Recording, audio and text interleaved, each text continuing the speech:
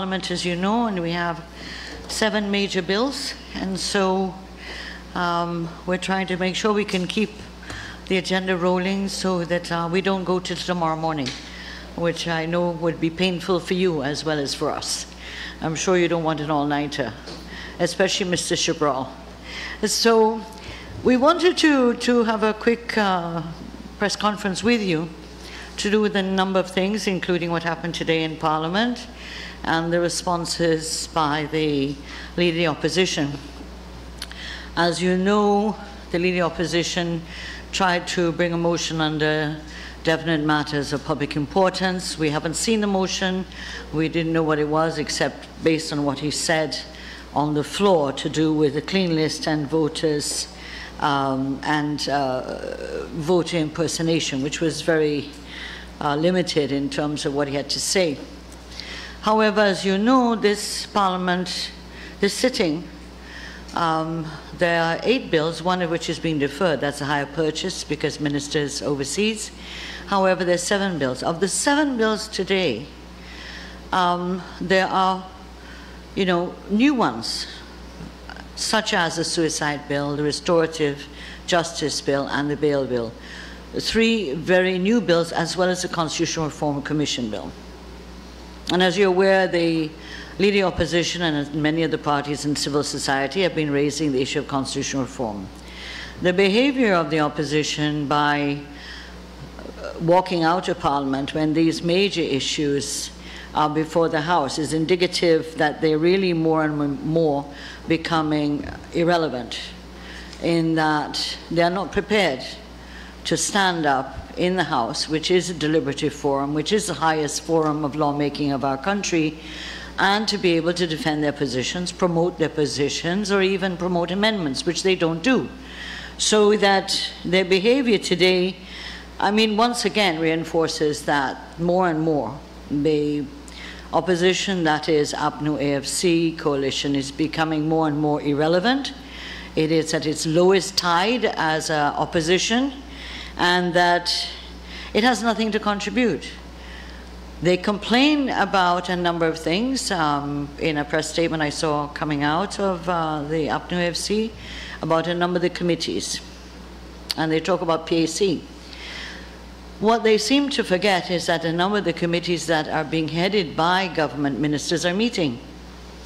And the number of committees headed by opposition members, such as in the sectoral committees, have not been meeting. Some have not met for over a year. So it's rather convenient when they make these statements about the committee system. But at the crux of it all is that Mr. Norton appears to prefer to use forums where no one has a chance to respond to him. So he goes to Mocha, he makes comments, he goes here and there and makes comments and attacks and talks about the government in very pejorative and negative ways, but he's not prepared to come on a face-to-face and to be able to be a leader of opposition as he's supposed to, and to be able to defend his positions in a public forum where persons may be there who don't agree with him.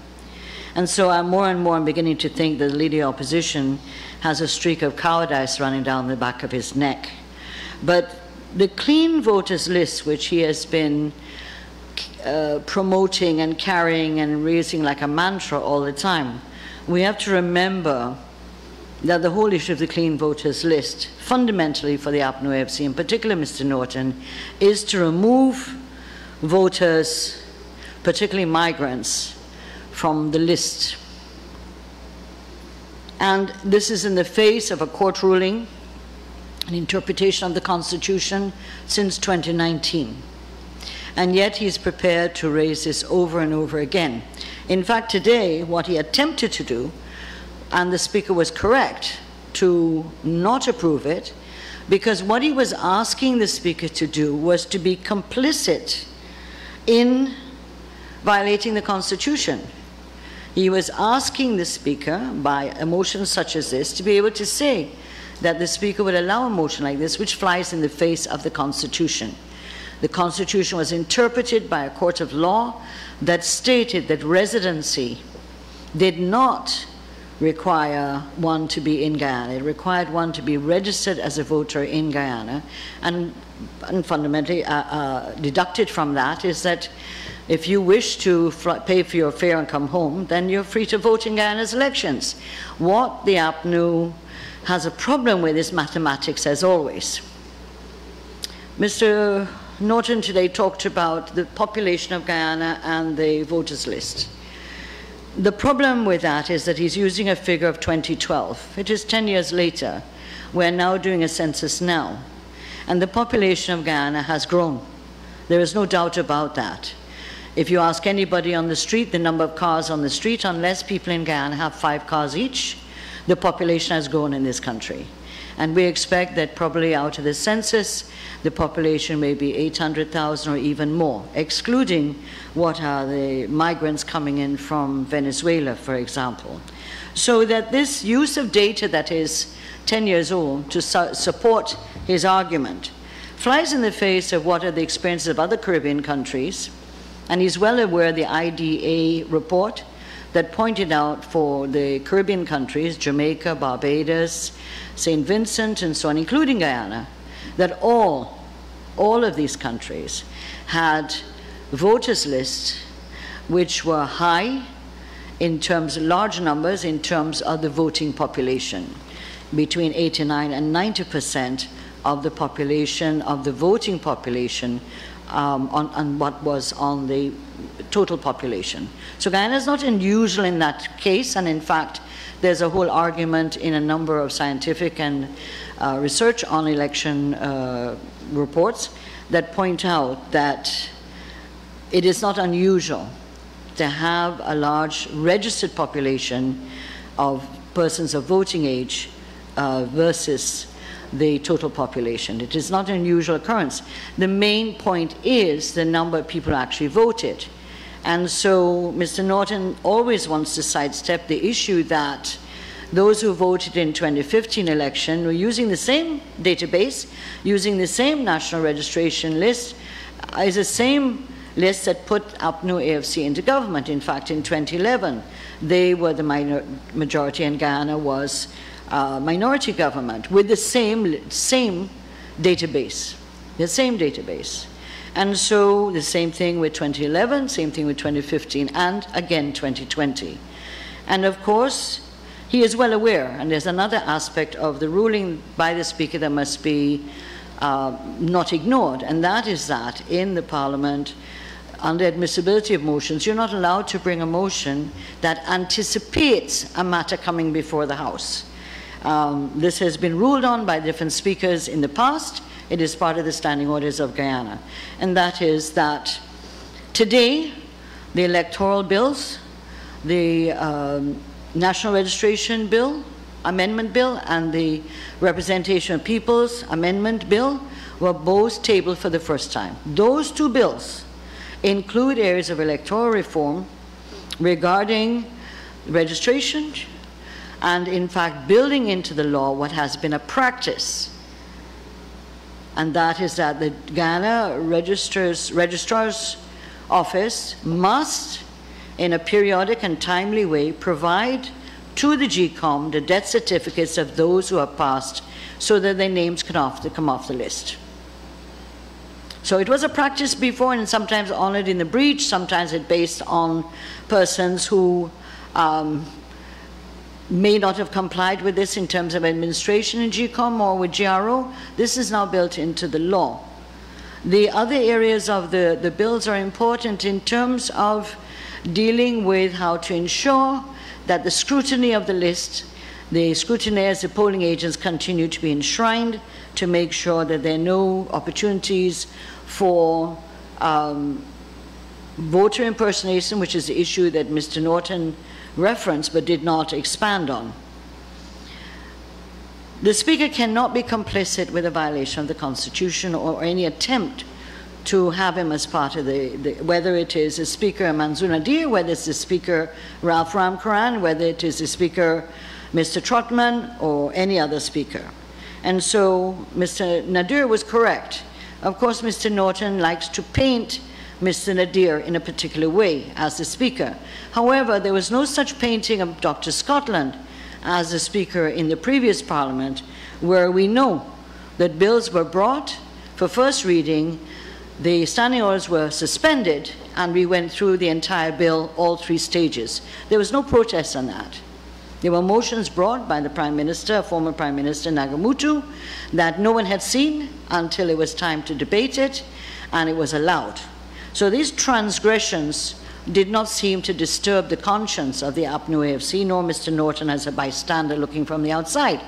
However, every time Mr. Manzoor Nadir sneezes, it seems to cause great irritation for Mr. Norton. We have to underline the fact that the COI has commenced. The COI has begun to expose, by the statements being given, expose the collusion of the APNU AFC, coalition government, and GCOM officials and others. And clearly, in our mind, today is an attempt to distract from the COI and the evidence being presented there, to distract people with another smoke and mirrors. And that's not going to happen, because more and more, despite what Mr. Norton says, the APNU AFC coalition cannot hide from the role they played during the 2020 elections in attempting to thwart the will of the Guyanese people, the electorate, over and over again, repeatedly, for the 5 months. So Mr. Norton can bellow as much as he likes from the far corners, but he is abnegating his responsibility as the leader of the opposition when we have bills here, constitutional reform, which is an important one, which will allow the opposition parties and the government to have equal numbers, and the political parties will have equal numbers with civil society. This is an important model of democracy and constitution reform that has evolved in Guyana and is probably unique to Guyana. So he abnegated his responsibility to speak on that. We have bills on drinking and driving, and using drugs and driving. Important because the issue of alcohol use and driving, or drug use and driving, has no partisanship. It doesn't have a PNC label, an APNU label, an AFC label, or PEPC label. People are not being careful on the roads and are wrecking people's lives. People are dying as a result. Isn't that of interest to the opposition? I would think so, but it appears not. We will come to the suicide prevention bill. This has been an issue debated in the last Parliament by Dr. Vinay Prasad, where we made a number of recommendations for the government on how the then government and how to deal with suicide. And some of you may recall that the motion was defeated, as all the PEPC opposition motions were defeated by the then government. So suicide has also been a social issue of great concern across the country. Again, it crosses partisanship. And therefore, the absence of the opposition is noted as, again, abnegating their responsibilities as members of Parliament and elected officials of their constituency. We have also the Restorative Justice Bill and the Bail Bill. Again, 2 brand new bills that are very modern and very progressive, in which, again, the opposition will be absent and abnegating the responsibility to participate in lawmaking to the betterment and the development of the society. So we have no qualms whatsoever in saying that this mantra that Mr. Norton keeps repeating, clean voters list, is to take off people who are legitimately on the list. If he wishes this to become a reality, then he has to go through the constitutional reform process. It's a constitutional amendment which requires 2/3 majority. He will then have to win support to that in the constitutional reform process. It cannot be done from the side, shouting from the corners and walking out of Parliament. And he well knows that. It isn't that he doesn't know that. This is all about smoke and mirrors and grandstanding with sitting on quicksand and nothing underneath it. So I just want to make those comments in relation to what happened today in Parliament in relation to Mr. Norton and the leader of the opposition and the withdrawal of the opposition from the House, from this sitting. Thank you. Thank you very much, Comrade Gill, my respected elder, Minister of Governance and Parliamentary Affairs. So today, Mr. Norton and his depleted band that was present behaved the way schoolboys behave.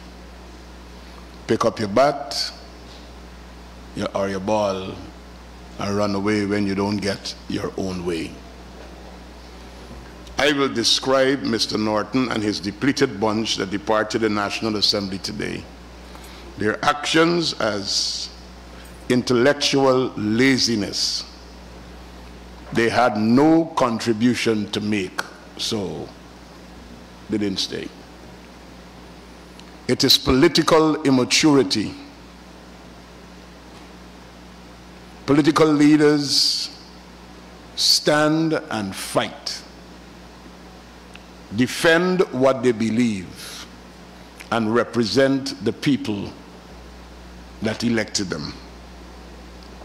But more so, and I agree with Comrade Gill, this was an attempt to obfuscate the real issues. We have a COI that is in progress, and Mr. Norton is seeking to get headlines to obfuscate and to create a different narrative. In their statement that they issued about the reasons for their walkout and their demands, it holds hollow.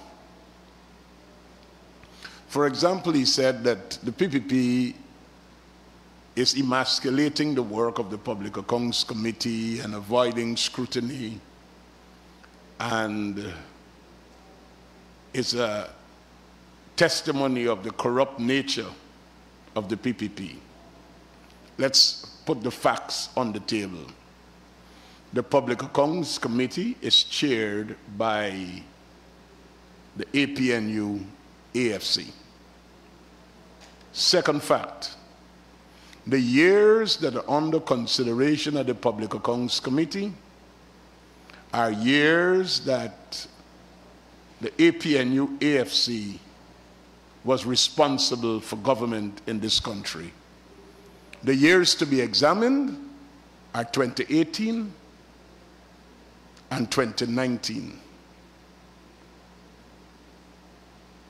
That's where we are.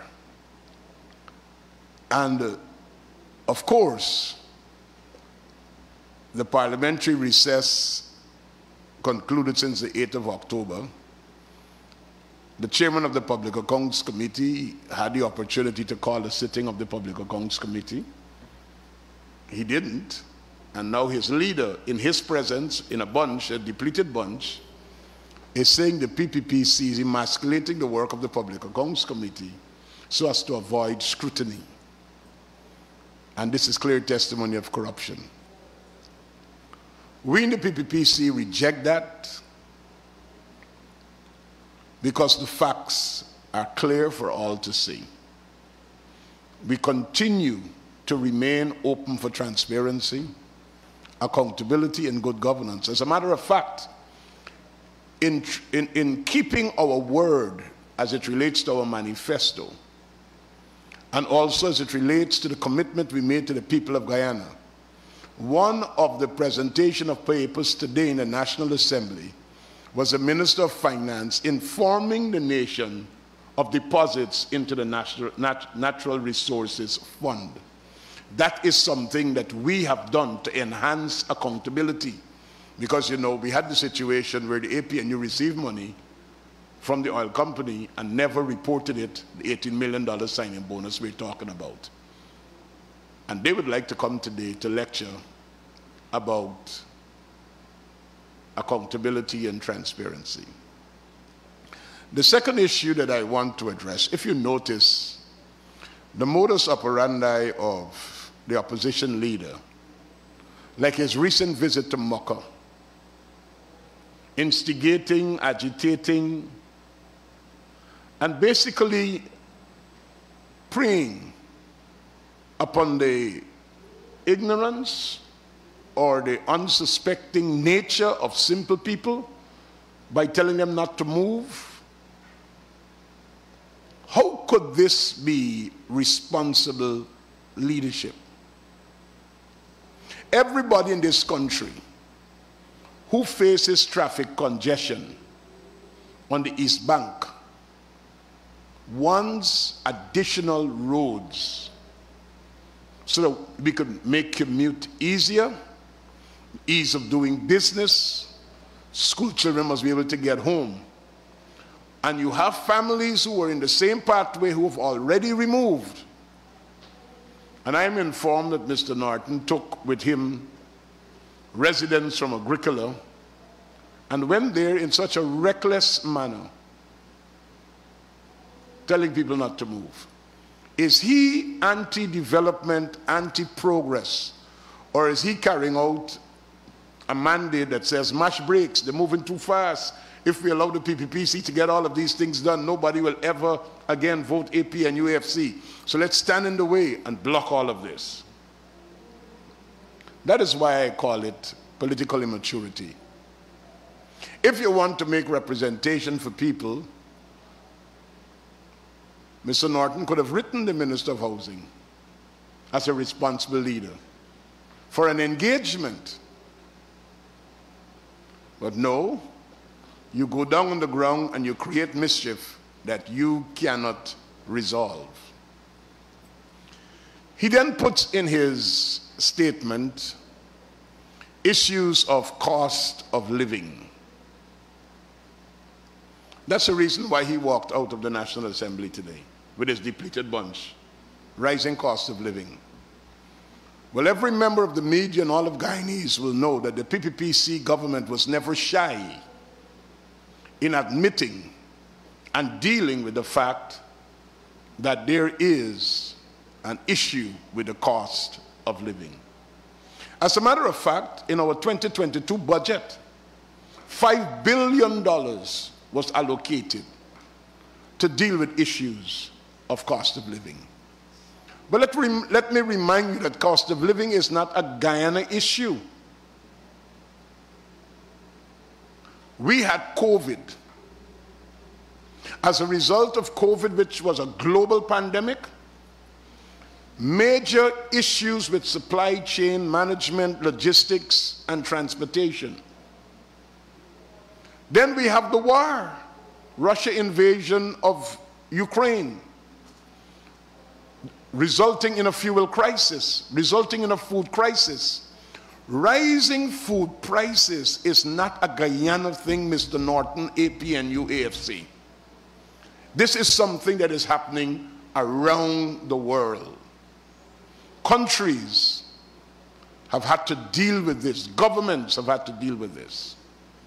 But let's compare what we did. And I will remind us of how we are dealing with the rising cost of living. But let me just say, I would like to remind Mr. Norton that there was rising cost of living under the Granger government 2015 to 2020. And there was no war between Russia and Ukraine. There was no COVID pandemic. There was no major fuel crisis and food crisis with logistic and supply chain management problems. What caused the cost? What was the cause of cost of living 2015 to 2020? Was the hardship measures, taxation, and policy directives that the APNU AFC gave and implemented that impacted the lives of the ordinary man. So let's compare and contrast. Our 2020 budget, our first budget when we came into office, we call it an emergency budget. What was the first thing we did?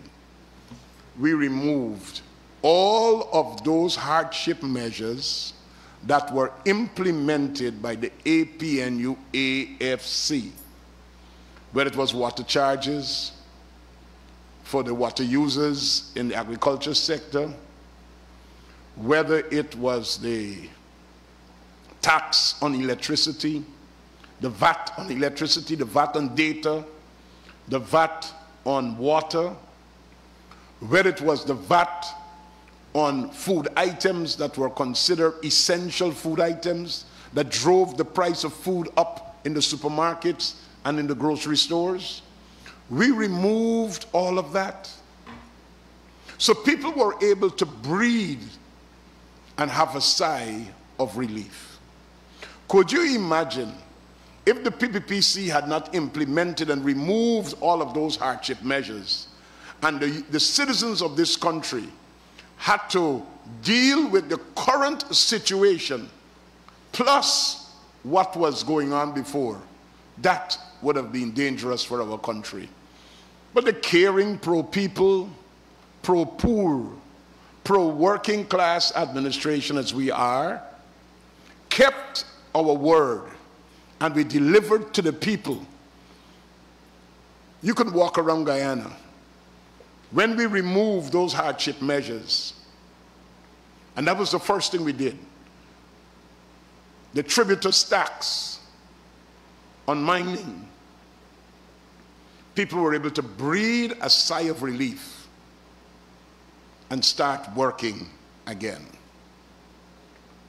But we did not stop there. We went on to ensure that there were direct interventions. We started off during the COVID pandemic. I want to remind you, all of those hairdressers and nail technicians and those ladies who sell around schools because schools were closed, and some of the taxi drivers, the small businesses that operate in the villages with their fish and chips and their weekend white pudding and black pudding, all of them that couldn't operate, that they depended on that small business to give them an income, they were suffering. In the midst of COVID, and in the midst of 4 floods during 2020 to 2022, this is what the PPPC did to cushion and improve people's lives during a crisis where there's rising food prices, rising fuel prices. Number one, we started off by reducing the taxes on fuel. And as a result of the removal of taxes on fuel, we would have foregone the receipt of revenues of more than $7 billion. You know what that meant?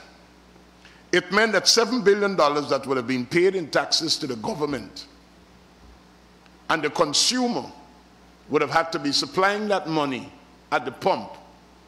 Government refused to collect those taxes to ensure that fuel prices remained stable so that people could breathe, live, and survive in the midst of such a difficulty. So more than $7 billion was done. And we did not just reduce it. Remember, we now brought it all the way down to zero. Zero. We started by reducing it percentage-wise, then we brought it all the way down to zero. Now, during the budget presentation of 2022, there are a number of things that government did to continue to ease the impact of rising cost of living. You recall, and we've been talking about this, the cost of freight for a container from China to Guyana or from Singapore to Guyana used to be $4,000, some people pay $2,800 depending on what. Those prices have moved from $4,000, $3,000, $2,800 to $20,000, $17,000, $25,000. You know what's one of the measures we did? In the taxation of containers, we are using the pre-COVID prices. and not the prices CIF Georgetown adding in those high freight rates. We are using the pre-COVID prices. So taxation was reduced to ensure that the suppliers and the other dealers did not pass on increases to the consumer. That is what your caring PPPC government would have been doing to assist with the rising cost of living. In terms of job creation, more than 11,000, and I repeat for emphasis, 11,000 part-time workers were hired during this period of rising food prices. You know why? That was a way of putting additional income into families. Along with those 11,000 part-time workers, we have hired an additional 2,500 enhancement workers and an additional 2,500 community service officers.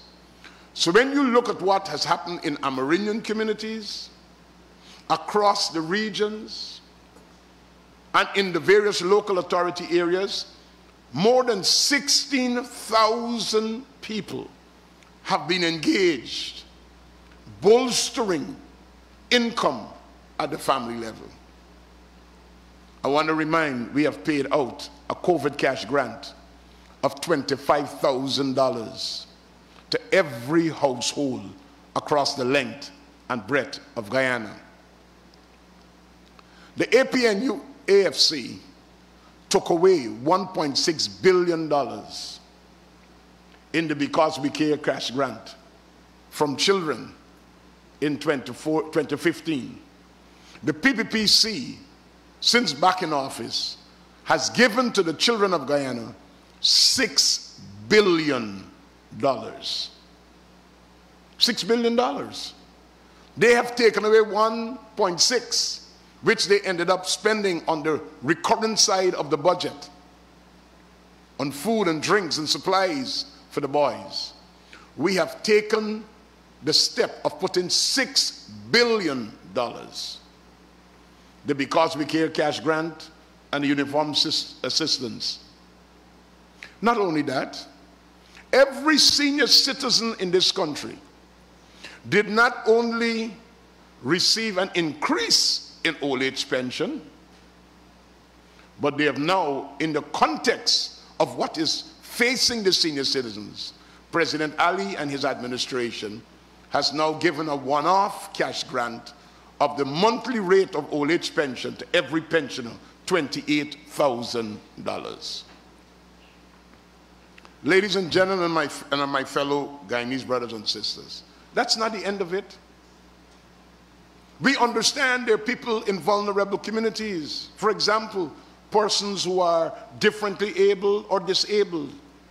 We went out with a cash grant to assist the families, because when you have a child or that is differently able or disabled, it takes a lot of effort and money to keep them going as against taking care of a normal child. We recognize that, and we give out a cash grant to all of those families. Our farmers who suffered during the periods of the flood, where we lost crops, livestock, poultry, that affected prices on the market to get people to get back into business, they were able to receive support from the government. Farmers across the length and breadth of Guyana. The fishermen who were having depleted catches, and that was impacting what was taking place in the market in terms of prices. Not only did we put policy interventions to increase yield by going into aquaculture and swam shrimp and growth of tilapia, but we also went to lend support to those fishermen by giving them support and a grant. And you're going to walk out of Parliament and believe the people of Guyana will believe you that it's because the government not dealing with the rising cost of living, that's why you left? You walked out because you are intellectually lazy and you are politically immature. You should have been standing in Parliament to say what else could have been done to improve. But remember, you were there in government, your party and your group was there in government. Without the international conditions that are prevailing today, food prices were going up. You did nothing because the hardships were being imposed by their government. And here you have a government who's responding to a global situation by putting in policy interventions. Quite recently, the miners, their concerns were addressed. Just last week, people in the forestry sector, their issues were addressed. What am I saying?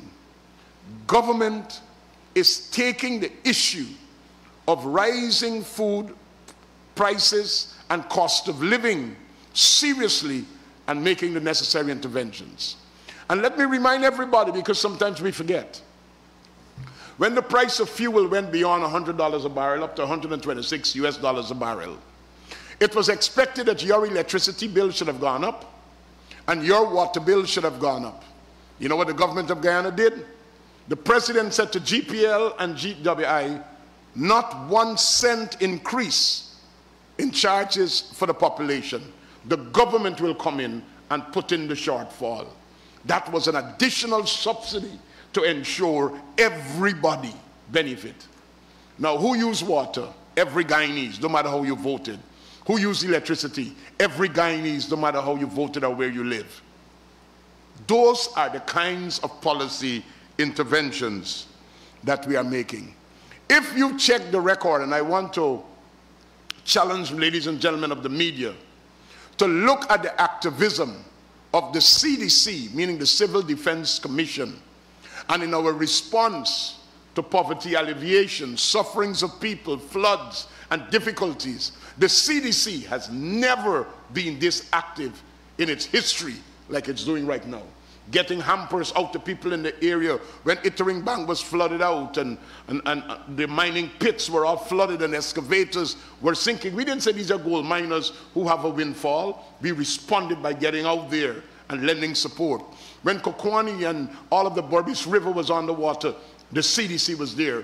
When Blackbush Polder and all the other areas were there, we ensured people's health was protected, their livelihoods were protected, and we ensured they had enough to eat, and we ensured they were safe in terms of health by providing the vaccines for COVID, by providing the necessary interventions in the flood-prone areas. We have not been sitting on our hands. What am I saying? Yes, there is rising food crisis. Yes, things have increased in the market, but your government has made interventions, and had we not made those interventions, what would have been in Guyana was an unbearable situation. But you know what we have? A manageable situation. And what we have is an intellectually lazy opposition who wants to exploit the fact that you might be paying a little bit more for Bora, or the fish price had a $20 extra in it, or meat went up a little bit 1 week because of supply and demand issue. But they have not come to the table with one initiative that could show that as an alternative government, what they would have done differently. So today is just a smoke screen, and the assurance that we would like to give you at the community level, like you would have seen all of our ministers, the president, the vice president, the prime minister, and all members of cabinet have been working in all communities. Coming near you soon is your government working for you, addressing your concerns. What we want to assure you is that whatever are the necessary policy interventions that needs to be made, the Air Finale-led administration would not be shy in making those tough decisions and ensuring that our people make it. We will not be distracted, and we will not allow the attempt of obfuscation by Mr. Norton to succeed. We will bring the facts and the truth to the people of Guyana. Thank you very much. Thank you very much, Minister Edgehill. Thank you very much, Minister Edgehill.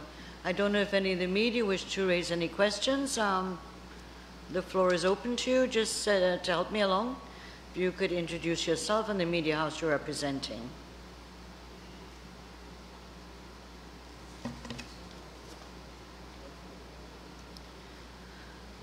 While you're thinking, just to say that we want to express our solidarity with the young journalists, videographers who were harassed and intimidated and threatened at Mr. Norton's meeting in Mocha yesterday evening.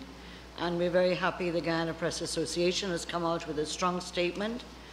We have never and we do not support the harassment of the media and journalists in our country. We lived through the period of when there was the harassment of journalists and saw the death of Father Dark, for example, as the epitome of a photographer a photojournalist actually doing their job, including people like Father Morrison and so many more, Father Wong, and many others, too many to name in that era. So we are wedded to that view of press freedom and the protection of the media from intimidation, threats, and physical violence. So we'd like to say to the two young men who were there, do not be afraid. We in the government will not stand by such bullyism to take place again in no matter which political party is having their meetings or any organization. So I just wanted to say that to thank you, and to, if there are no questions, if we've answered everything clearly and there are no gray areas or issues you wish to raise, can I then close the press briefing?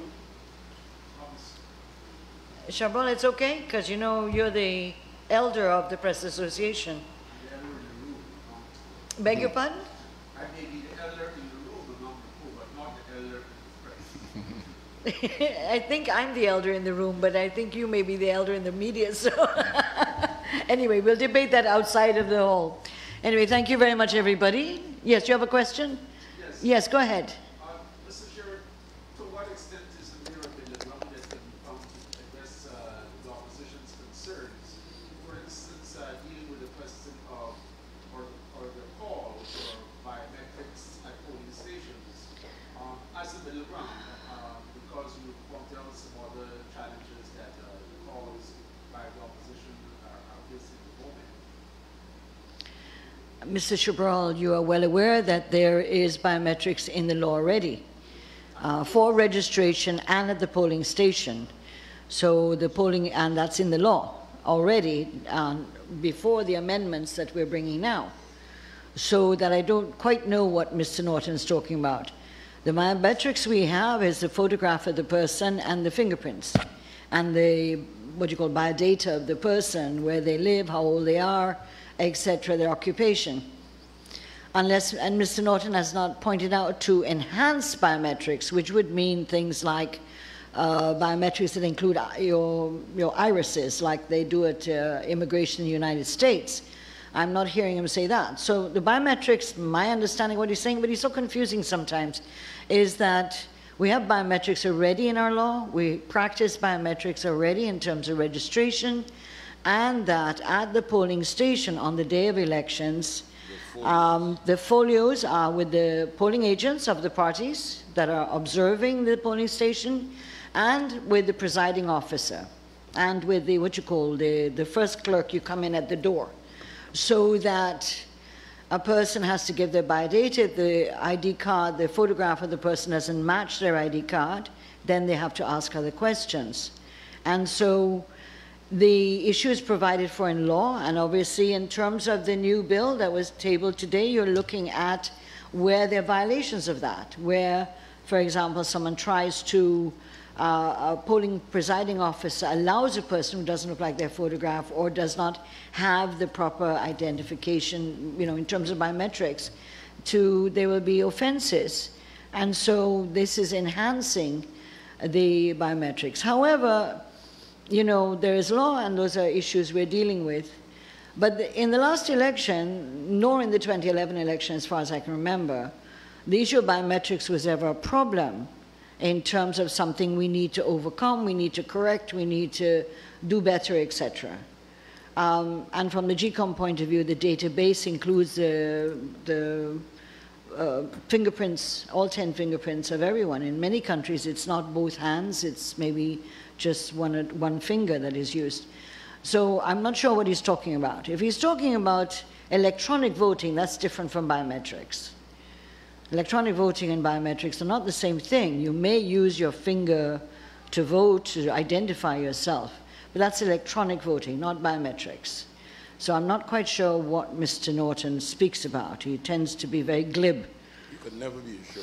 And lack of detail and just glibness.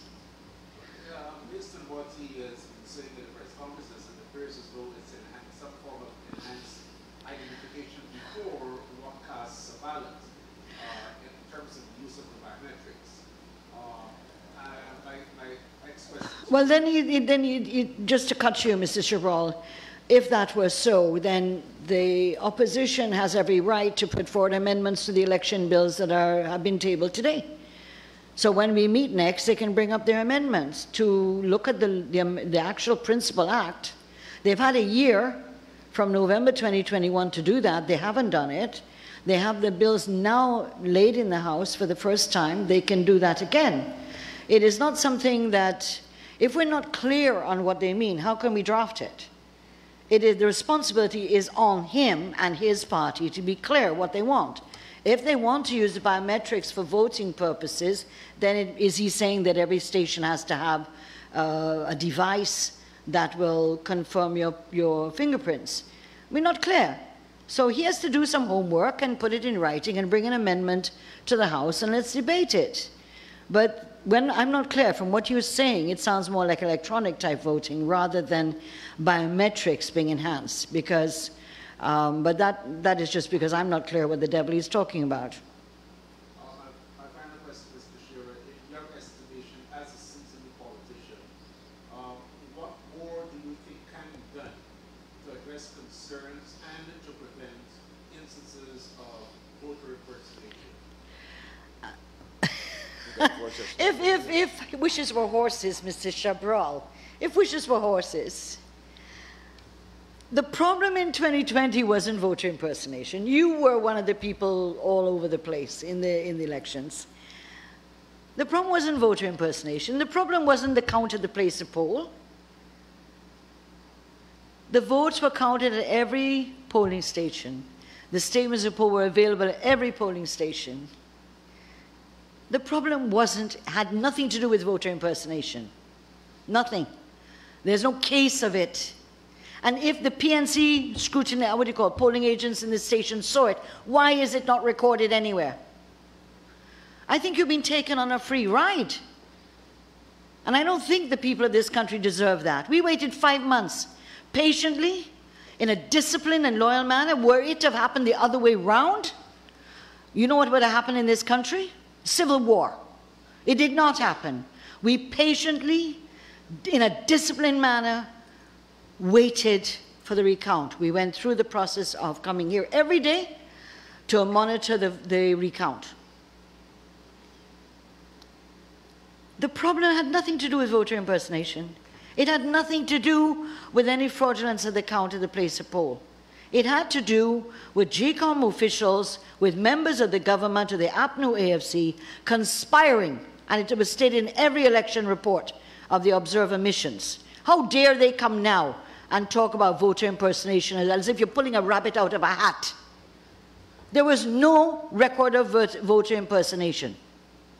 In 2015, there may have been, I remember one case, a guy voted in Kitty and then voted up Maika. They had 2 different passports. And he was caught, and he was taken care of. But he attempted to, but he didn't succeed. I remember that in 2015 election. But there is no case for 2020. So why manufacture new reasons? The most powerful tool in our electoral machinery, the most powerful mechanism is the counting of the votes at the place of poll. And the fact that every political party contesting the election can have an agent in the polling station. And they have a folio that shows them that if someone says Bishop Edgell goes and it doesn't look like the person who is Bishop Edgell, they cannot allow them to vote. In fact, under the new laws, these are criminal offenses if you try to do something. Mr. Norton has even read the draft bills, which have been posted up from November 2021 and the registration bill put up in September 2022. So I am not prepared to go on an excursion of academia. We're dealing with how do we prevent a situation like 2020 taking place. We dealt with the fraudulent elections of 1968, 73, 78 referendum, 1980 and 85 by a whole series of electoral reforms with the Carter Center and the eminent leaders. Number one was the counting of the place of poll. Number two was the composition of GCOM. Number three was the presence of the polling agents. And the statements of poll being public, etc. We then enhanced it in 94 with improved issues, that the statement of poll had to be put on the outside of every building, the counting would take place at the regional level, and so we didn't have to open every ballot box and do it back again unless there were questions. And so the issue of what happened in 73, where young people were killed because of trying to accompany the ballot box. When I was a commissioner of the Election Commission, held up at gunpoint in North Rhine-Veldt, although I had a letter signed by President Burnham that I was an Election Commission member. 3 of us were held at gunpoint. Those things are hard for people to imagine. But we have put safeguards in the laws, in the Constitution, to prevent those. So we're now doing the ones to do with what occurred in 2020. To talk about voter impersonation is to manufacture an issue that didn't exist. And the clean voters, as he's talking about, is not about going through the claims and objection and checking and verifying and stuff like that. It is about fundamentally removing migrants, people who don't live in Guyana, off the list. And that is because he has some notion in his head that all the Guyanese living overseas are going to come home and vote for the PPPC. That is how paranoid he is. The courts have ruled on this issue. There is no residency clause in our Constitution. As I said earlier, if Mr. Norton believes this is a fundamental issue for him and his party, then when the constitutional reform process begins, bring your constitutional amendment, let it be debated, let it go around the country, and it'll have to have 2/3 majority. It may even have to require a referendum, sir. So, Mr. Norton just talking in the air. He can't be that uninformed about what he's propagating and distracting people and misinforming people. So I do not buy the issue of voter impersonator, but the law, both as it is and the amendments, will have greater strengthening in terms of anybody permitting such things to happen or conniving to do such things or to try to collude to have such things done. But why isn't Mr. Norton talking about some other aspects to do with electoral reform, which is to do with the statements of poll? Where are the statements of polls of the PNC that they said they had and showed that they didn't match the PPP zone? Well, if that is so, why didn't they post those? Why haven't they made those available? Because if it is so, if I have an argument that the list is bloated and all these people voted who shouldn't have voted, then bring up your statements of poll. Why has he not done that? Because he can't. The statements of poll have signatures of every polling agent in the room, as well as the presiding officer, and some of those polling agents are polling agents for the APNU AFC coalition. That's why they can't bring it up. So they're just talking in the wind. Mr. Norton has to do his homework, and the more he talks, the worse it gets for himself and the members of his party. The more he talks, the worse it gets. Mr. Chair, is the PPP's position on residency in keeping with the High Court ruling, is that cast in stone? Beg your pardon? Can you repeat?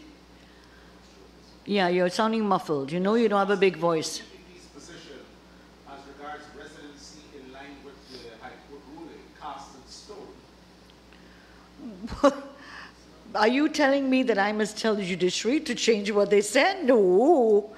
The separation of powers in Guyana, listen, don't ask me an hypothetical question, Chabrol.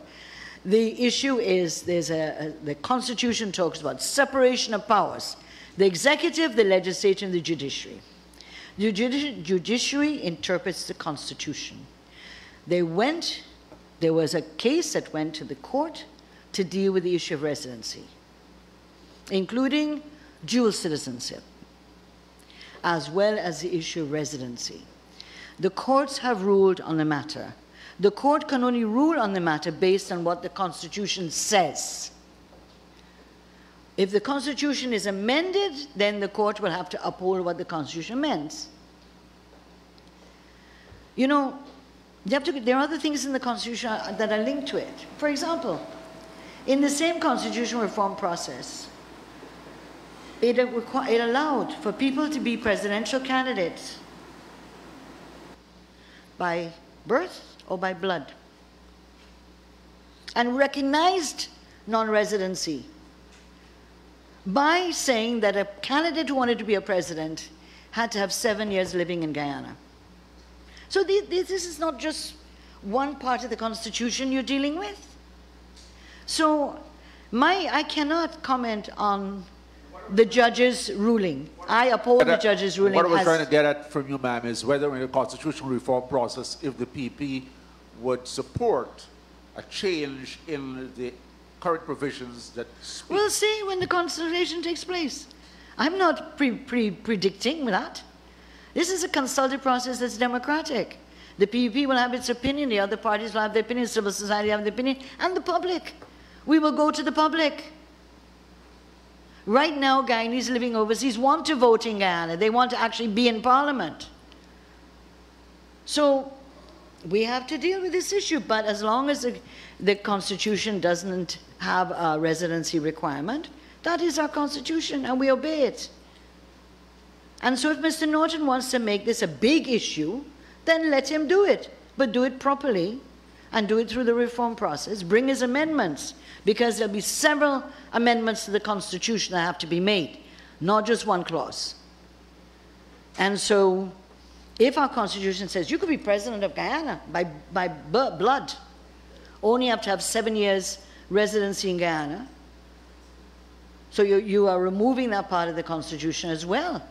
This what you call flippant way of throwing out ideas by Mr. Norton without looking in any profound way is unfortunately a signal of his own limitations. Last question, and Mr. so I'm Shearer. not going to predict what my party is going to do. I'm saying that my party is going to go into the constitutional reform process, and we will go through it as we did the last time, clause by clause, looking at what is necessary to change now. Last question, Mr. Shearer. Is the PEP fearful of losing the elections if the Constitution is amended to allow for all persons in Guyana to be registered? No. So why not? We're not. But I will say this, again, you do recognize that Guyanese who are born overseas can get an overseas birth certificate, get a Guyana passport. So when you bring in all these residency things, all that will go. As I said, there are consequences. And when there's a lot of gaffe, with no understanding of how entrenched these things are to do with residency and non-residency. Any Guyanese, born of a Guyanese, born in another country, why do you think the Venezuelan migrants, a lot of them are Guyanese, who were born in Venezuela, descendants of Guyanese, who have come back in. And I welcome, they're Guyanese, they're our citizens. It's our responsibility to take care of them. So are we saying that Guyanese who are living overseas, all these statutory provisions, including rights, will be removed? These are big issues. It's not just about a voter, a person not voting who's living overseas. This would be facile. It would be facile to examine that issue from that point of view. So this is something that has to be seriously discussed. Not a whims and fancy of Mr. Norton and his tribe, who think that they can mamagai the Guyanese people all the time, talking about voter impersonation, when the main thing was that they tried to steal the elections and the votes of the Guyanese people and keep themselves in power. So I'm not going to buy that. We'll see what happens. Let the people of Guyana speak. Are we afraid of them speaking? I'm not. I'm not. Okay, thank you very much, everybody, for your patience again.